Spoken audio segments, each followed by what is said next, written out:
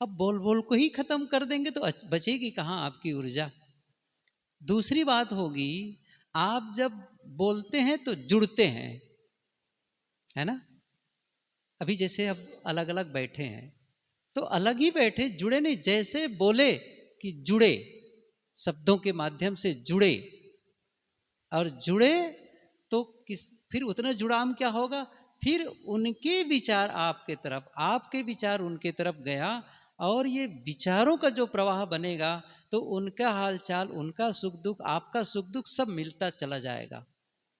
लेकिन जैसे ही आप वार्ता नहीं करते हैं, बोलना बंद कर देते हैं, तो आप अकेले हो जाते हैं। अकेलापन, अकेले होते हैं। तो अकेला होना, क्योंकि कोई भी आज तक जिसने भी सत्य को उपलब्ध किया है, भीड़ में नहीं किया है। या कहना जी, कोई भी दुनिया में श्रेष्ठ काम हुआ है, वह श्रेष्ठ काम भीड़ ने नहीं की है, अकेला ने किया है। अकेला, चाहे किसी को लेख लिखना हो, किसी को कविता लिखनी हो, किसी को कोई वैज्ञानिक अनुसंधान करना हुआ हो, किसी को ध्यान में जाना हो, किसी को सत्य का अनुभव करना हो, भीड़ में नहीं होगा, वो अकेले में होगा। उस अकेलेपन में जाना, उस अकेलेपन का एहसास, जैसे आप बोलते हैं अकेलापन खत्म। और यहां तो साधना में अकेले ही होना है। जब विचार भी नहीं रहेगा तो फिर कुछ भी नहीं रहना है, और उसका अभ्यास ही नहीं है। मैं एक दिन कहा था, ख्याल होगा तो, भूल तो जाते हैं हम लोग, तो सब भुलक्कड़ लोग बैठे हैं ना, हमको पता है सब भूला लाल है। मैंने क्या कहा था, जो आप चाहते हैं, जो आप चाहते हैं उसका अभ्यास, बस इसको ध्यान में रखिए। कभी मैं थोड़ा सा इसको विस्तार करूंगा तो समझ में आएगा। अभी तो केवल सूत्र बता रहा हूं, उसका केवल शीर्षक बता रहा हूं। जो आप चाहते हैं उसका अभ्यास, बस। यदि उसका अभ्यास नहीं होगा तो उसमें आप महारत हासिल नहीं कर सकते, वो काम आप बढ़िया से कर ही नहीं सकते हैं। इसलिए अकेलापन, निर्वात की स्थिति, विचार रहित की दशा, इसका अभ्यास। तो मैं ये कह रहा था कि विचारों से जो ऊर्जा खपत होती है, विचारों से कैसे होती है, कितनी होती है, क्यों उसको हटाना जरूरी है, विचारों से अलग क्यों होना जरूरी है। नहीं तो कहेंगे आने दो ना, क्या फर्क पड़ता है, इससे चलता तो है, क्या हो रहा है। या तो फिर कह देंगे अच्छे विचार सोचो। देखिए, अच्छे विचारों का सोचना ये आपके व्यवहार काल के लिए तो ठीक है, लेकिन साधना काल के लिए वो अच्छे विचार भी खराब विचार हैं। क्या कहा मैं, थोड़ा सा कठोर है। जिसे आप अच्छा विचार कह रहे हैं ना, वो साधना की दृष्टि से, आत्म स्थिति की दृष्टि से वो भी विकार ही है। क्रोध विकार है, नफरत विकार है, घृणा विकार है। तो जिसे आप प्रेम, मैत्री, क्षमा और सद्गुण कह रहे हैं, वो भी विकार है, वो भी विकार है उस आत्म साधना की दृष्टि से। लेकिन उसको विकार नहीं कहा जाता है, क्योंकि उसको विकार कहने पर तो सब गड़बड़ हो जाएगा। क्योंकि वो आपको राहत पहुंचाता है, वो मलहम का काम करता है, मरहम का काम करता है, और उसमें आप जीवन व्यवहार को संपादित करते हैं, अच्छे से करते हैं। विकारों में रह करके संपादित नहीं कर पाएंगे, वो बढ़िया होगा ही नहीं है। तो व्यवहार की दृष्टि से सब ठीक है, लेकिन जहां साधना की पूरी ऊंचाई पर उठना हो, सब कुछ का त्याग। तो यहां पर जो मैं कह रहा था वो ये है, हमारे विचारों के द्वारा ऊर्जा कैसे खपत होती। नकारात्मक विचार, नकारात्मक विचारों के माध्यम से 50% ऊर्जा खपत होती है। और नकारात्मक विचार का मतलब है, इसको समझ ले, जो नहीं करना चाहिए, जो नुकसानदायक है, सरल भाषा में कहूं तो जो आपके लिए नुकसान कर रहा है। जैसे मैंने अभी कहा नफरत, घृणा, द्वेष, ईर्ष्या, क्रोध, वैमनस्य, ये सब क्या है? इससे किसका फायदा होता है? वैर, विरोध, किसका फायदा होता है? ये सारे नकारात्मक विचार, काम, क्रोध, लोभ, मोह, जो भी कह लीजिए, ये सब विस्तार है और कुछ नहीं है उसी का। क्योंकि एक मन में गंदे विचार का आना, गलत विचार का आना आपको च्युत करता है, आपको नीचे की ओर ढकेलता है। वो ढलान है, ढलान है, वो एक प्रकार से नीचे की ओर लुढ़का देता है। तो 50% ऊर्जा हमारी खपत हो जाती नकारात्मक विचार में। और दूसरा है अनावश्यक विचार। अच्छा, नकारात्मक तो नहीं है लेकिन अनावश्यक है। नकारात्मक तो नहीं है लेकिन अनावश्यक है। वो कैसे? जैसे आप बैठे, कोई भी बैठा हो, बैठे हैं, सड़क की याद आ गई, पेड़ की याद आ गई, गाय बैल की याद आ गई, पेड़ पौधे की याद आ गई, घर मकान की याद आ गई। क्या जरूरत है इसकी? ठीक है, नुकसान नहीं कर रहा है, आपके मकान की याद आ गई और पेड़ पौधे की याद आ गई, नुकसान नहीं किया, ठीक है, लेकिन एक ढंग से कहो तो नुकसान ही तो है, अनावश्यक ही तो है ये। इसकी क्या जरूरत है? क्यों सोच रहे हैं इस चीज को? कभी ध्यान दिया, कभी सोचा इसके बारे में? गुरुदेव जी कहते हैं ना, अनावश्यक विचार। क्यों मैं सोच रहा हूं इस चीज को? इसकी जरूरत ही क्या है? अब ये सजगता बढ़ाना, पहली बात तो है नकारात्मक जो विचार आ रहे हैं वो हटे, फिर अनावश्यक विचारों का खात्मा हो। क्या जरूरत है? चुपचाप बैठे हो, वही सोचना जरूरी है क्या? अच्छा, पेड़ पौधे सोच करके हमारा कौन सा भला हो रहा है? दूसरों के बारे में ये तो बहुत ही अहितकारी भी है। दूसरों के विषय में सोच रहे हैं, वो आदमी ऐसा है, वैसा है, ये करता है, वो करता है, उसके घर के लोग वो हैं, वो हैं। मतलब जब हम अकेले बैठते हैं, ज्यादातर वक्त हम दूसरों की समीक्षा करने लगते हैं, दूसरों का विश्लेषण करने लग जाते हैं। और ये दूसरों का विश्लेषण करना, ये आत्मघाती काम है। क्या है? आत्मघाती काम है।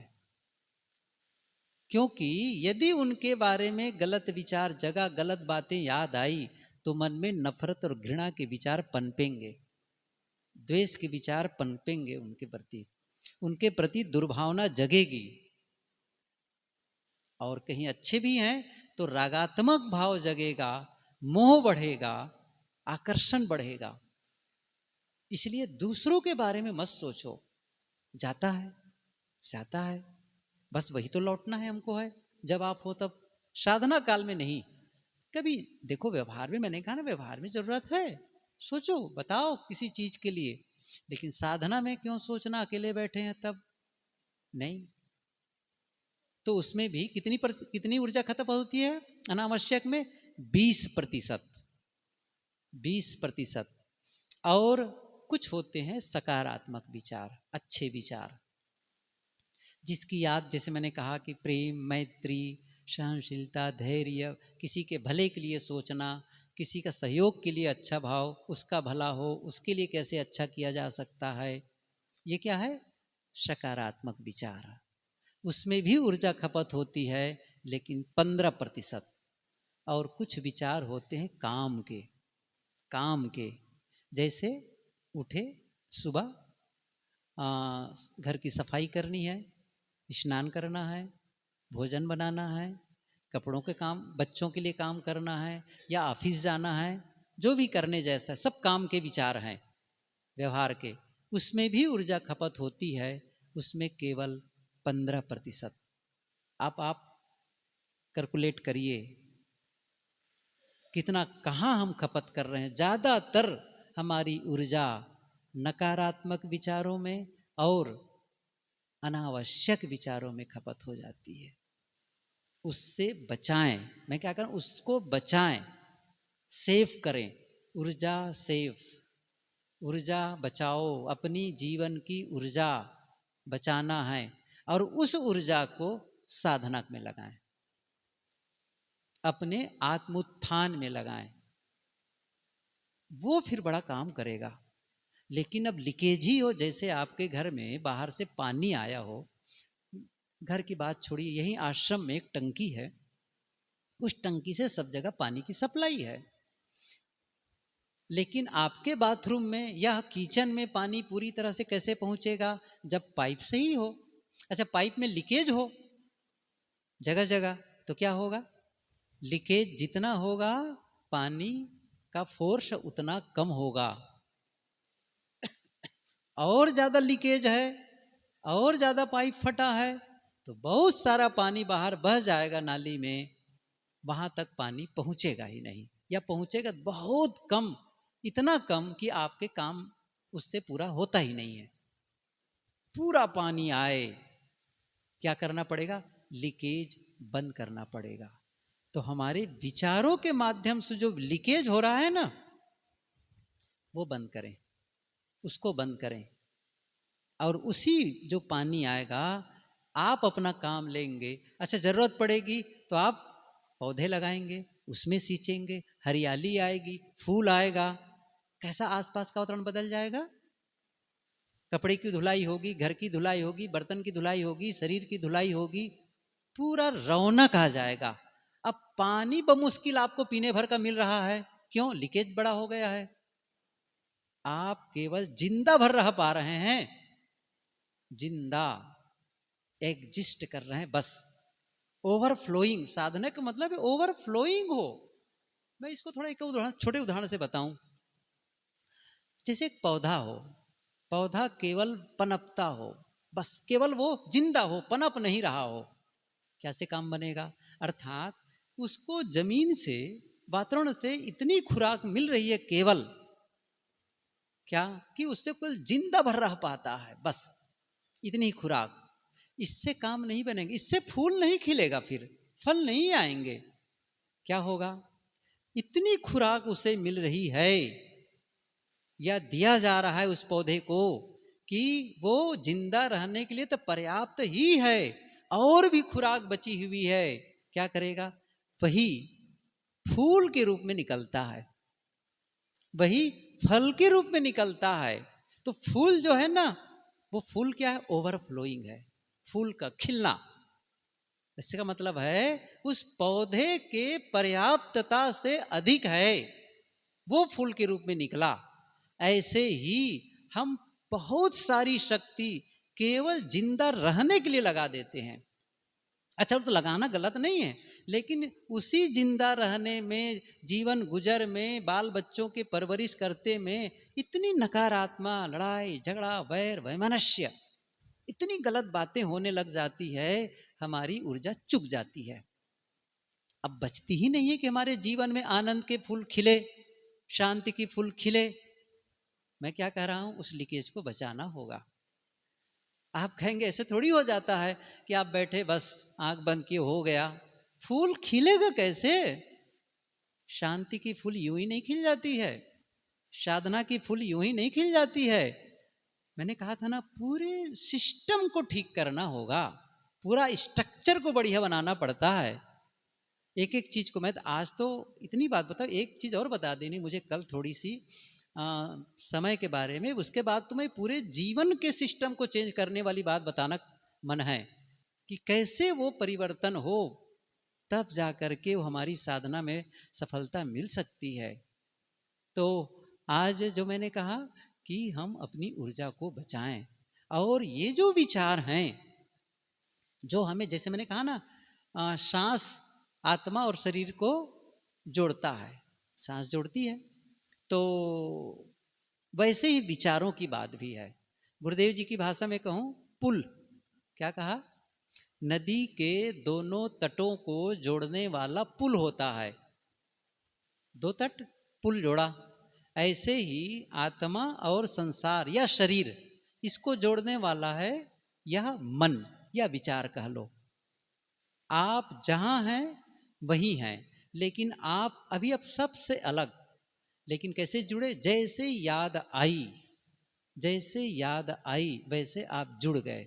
जैसे अभी आप बैठे हैं, मैं एक शब्द बोलूं आपको, आपका अपना घर, घाट से जुड़ गए, घर से। आपका अपना मित्र, अभी तक तो जुड़े नहीं थे, जैसे याद आई मित्र से जुड़ गए। वो याद जोड़ता है, याद जोड़ता है। अच्छी यादें भी हो सकती हैं, बुरी यादें भी हो सकती हैं, दोनों प्रकार की होती हैं। तो अच्छी यादें आएंगी तो रागात्मक संस्कार बढ़ते चले जाएंगे, गलत विचार आएंगे तो द्वेषात्मक। अच्छे से राग, सुखानुशयी राग, दुखानुशयी द्वेषा, योग दर्शन में आया है। जहां अच्छा लगा राग शुरू, जहां गलत लगा द्वेष शुरू, दोनों ही बंधन के कारण है। इसलिए अच्छे विचार और बुरे विचार दोनों का त्याग। जब आप साधना में आगे जाएंगे, साक्षी की साधना में, इसलिए विचारों से अलग, दुख उत्तेजना है, सुख भी उत्तेजना है। ये थोड़ा सा समझ में अभी शायद ना भी आए तो मैं समझाऊं, प्रयास करता हूं। दुख उत्तेजना है, सुख भी उत्तेजना है। आप सुख दुख में भी आप शांति से नहीं रह सकते, सुख में भी नहीं रह सकते। आप कहेंगे सुख में क्यों नहीं रह सकते? नहीं रह सकते, जब ज्यादा सुख का उद्वेग आता है आप विचलित हो जाते हैं।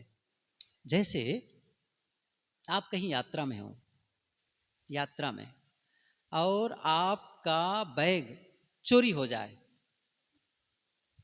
अभी जैसे लौटे और आपका बैग, भगवान करे ऐसा ना हो, मैं नहीं कह रहा हूं कि चोरी हो जाए कल्पना करें, बस इतनी सी बात है, बैग चोरी हो जाए तो क्या होगा? आप परेशान हो जाएंगे, विचलित हो जाएंगे। क्या होगा, कहाँ से ये हो गया, मेरे उसमें ये पड़ा था, वो पड़ा था, आईडी है, फोन भी वही है, पैसे भी वही हैं। अब देखिए परेशान, सही है ना? एकदम परेशान हो जाएंगे। तो ये दुख वाला उत्तेजना है, वाली उत्तेजना है। एक दूसरी घटना, बैग चोरी नहीं हुई, आपने शाम को देखा बैग आपका सही सलामत है, बैग में काफी जगह है। आपने देखा क्या वहां पर उस बैग में रखा है 5 किलो सोना, किसी ने लाके डाल दिया। अच्छा 5 किलो सोना नहीं समझ में आ रहा है, चलो 5 करोड़ रुपया डाल दिए, आपके बैग में चुपके से डाल दिया, और आपको पता हो गया असली नोट हैं सब ये। रात में सो पाएंगे ट्रेन में? कैसे लगता है, नींद आएगी फिर? अच्छा क्यों नहीं आएगी भाई? अब तो आनंद आना चाहिए ना, मजा आना। अरे पैसे मिल गए, करोड़ों रुपये, क्या हो गया है अब आपको? अब वो जो सुख की उत्तेजना है ना, आपको बेचैन कर रही है। समझ रहे हैं ना मैं क्या कहना चाहता हूं? दुख भी उत्तेजना है, सुख भी उत्तेजना है। साधना क्या है? इन दोनों से परे। साहब ने कहा ना, दुख सुख से एक परे परम पद, सो पद है सुखदाई। दुख सुख से या सुख दुख से एक परे परम पद, हमें तो वहां जाना है। तो स्थिति में इसलिए विचारों का साक्षी होना है। साधना की कॉन्सेप्ट क्लियर होना चाहिए। मैं क्यों साधना कर रहा हूं, क्यों मैं श्वास को देख रहा हूं, क्यों विचारों से अलग होना है, और क्यों अपने आप से मुलाकात करनी है। मैं ये कह रहा हूं, आप भले ही उस स्तर तक न पहुंच सकें, हो सकता है कि न पहुंच सकें, ये बहुत आगे की साधना है, लेकिन आप शुरुआत ही नहीं करेंगे, उसके लिए प्रयास ही नहीं करेंगे, तो फिर उससे जो मिलने वाली संभावना, भले न पहुंचे हों, लेकिन उसके जो लाभ मिलने लगते ना, उस साधना की प्रक्रिया से जो लाभ मिलने लगेगा, उस लाभ से वंचित रह जाएंगे। अभी मैंने कहा साधना की सफलता होने पर तो जो लाभ होना है वो तो अलग ही है, लेकिन जब साधना की प्रक्रिया में चलते हैं, उस रास्ते में चलते हैं, तो उससे जो लाभ होगा, उस लाभ से आप वंचित रह जाएंगे यदि कदम नहीं बढ़ाए तो। फिर वो जीवन में जो सुगंधी आनी चाहिए, जो शांति आनी चाहिए, वो नहीं आएगी। लेकिन आप जब चलेंगे ना, जैसे आपको किसी गार्डन में घूमने जाना हो, ख्याल करिए, और आपको पता नहीं है, लेकिन किसी ने कहा भाई उधर चले जाओ है, गर्मी का मौसम है, शाम का वक्त है, और इतना सुंदर वो गार्डन है, बगीचा है जहाँ फूल बहुत लगे हैं, पूरी हरियाली है, बहुत बड़ा गार्डन है, छोटा नहीं है वो, छोटा नहीं है, सैकड़ों एकड़ है वो। वहाँ पर तालाब भी है, बड़ा सा झील है। आपने महिमा सुनी, आप चल पड़े, चलो मैं चलूं, दूर है अभी आप उससे, गार्डन से, लेकिन आप जब नज़दीक पहुँचते हैं ना, उस दिशा में जाते हैं ना, तो वहाँ से जो हवा आती है ना, वो शीतल बहती है, क्योंकि उस हरियाली से, उस पेड़ पौधों से टकरा करके जो हवा आ रही है, उसकी शीतलता को महसूस करने लगते हैं। मैं सही दिशा में जा रहा हूँ, और बढ़ूँ, और बढ़ूँ। फिर उसके बाद में थोड़ा और नज़दीक पहुँच रहे हैं, अब फूलों की सुगंधी भी आ रही है ना, और आ रही, अभी पहुँचे नहीं है। अरे पहुँचने के बाद तो बातें अलग है, लेकिन अभी आप रास्ते में हैं बस। अच्छा, जो रास्ता चला ही नहीं, और वहाँ है जहाँ पर बदबू वाली जगह है, वहाँ है जहाँ कचड़े भरे हैं, फिर तो उसको हरियाली नहीं मिलेगी, हरियाली की शीतलता नहीं मिलेगी, फूलों की सुगंधी नहीं मिलेगी। ऐसे ही है, यदि आप साधना प्रारंभ नहीं करेंगे, तो साधना करते समय जो आनंद का अनुभव होगा, जो आपका जीवन सुंदर बनता चला जाएगा, जो व्यवहार में मधुरता आती चली जाएगी, आप उससे भी वंचित रह जाएंगे, ये मैं कहना चाहता हूं। अर्थात जब आत्म साधना के लिए काम करते हैं, केवल आत्म साधन नहीं होती है, इससे व्यवहार भी सधता चला जाता है, आपका व्यवहार भी बढ़िया होता चला जाता है। जो भी आत्म साधक होगा, क्या उसका व्यवहार खराब होगा? क्या वो क्रोधी, द्वेषी, लोभी, मोही होगा? नहीं हो सकता है, क्योंकि वो आत्म साधक है, वो आत्म साधना के पथ पर चल रहा है। वो गलत कार्य नहीं करेगा, क्योंकि उसे पता है मैं गलत करूंगा तो मैं अपने रास्ते पर नहीं चल पाऊंगा, अटक जाऊंगा, भटक जाऊंगा, और मैं लुढ़क जाऊंगा। इसलिए सावधानी बरत रहा है। इसलिए नहीं कि वो, इसलिए वो धीरे नहीं बोलता है, इसलिए कटु नहीं बोलता है। कटु इसलिए नहीं कि दूसरों को तकलीफ हो इसलिए कटु नहीं बोलता, ये नहीं है, बल्कि कटु बोलने से मेरी साधना थम जाएगी, कटु बोलने से मेरी साधना थम जाएगी, इसलिए मुझे कटु नहीं बोलना है। क्रोध मैं इसलिए नहीं करता कि दूसरों को तकलीफ होती है, नहीं, क्रोध करके मैं अपने आप को छिन्न भिन्न कर डालता हूं, और उस छिन्न भिन्न अवस्था में मैं साधना में प्रगति नहीं कर सकता हूं।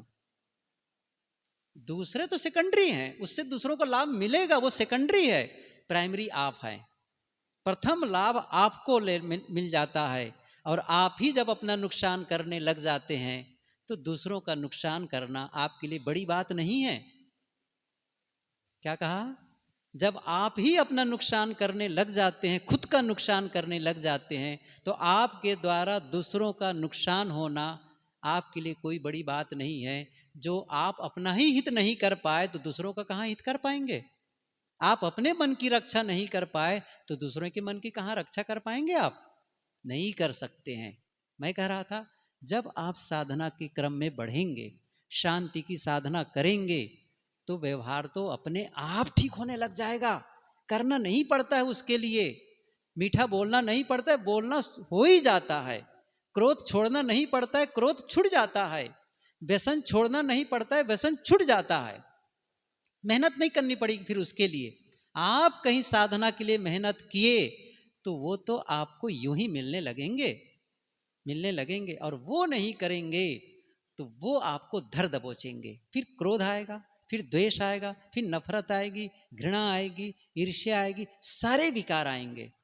लेकिन जो आत्म साधक होगा, फिर वो उसके लिए मेहनत नहीं करता, मेरे विकार खत्म हो, मेहनत नहीं करता है, बस एक पथ पर चला, बस एक पथ पर चला, अपने आप खत्म होने लग जाएंगे। इसलिए ये काम करना है, थोड़ी साधना करें। ये बात मैं इसलिए कहा कि आप जब तक साफ न हो रास्ता, तब तक चलना कठिन होगा।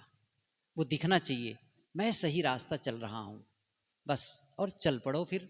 भले धीरे चलो, ऐसा नहीं है कि तेज ही चलना है, धीरे धीरे रे मना धीरे सब कुछ होए, माली सींचे 100 घड़ा।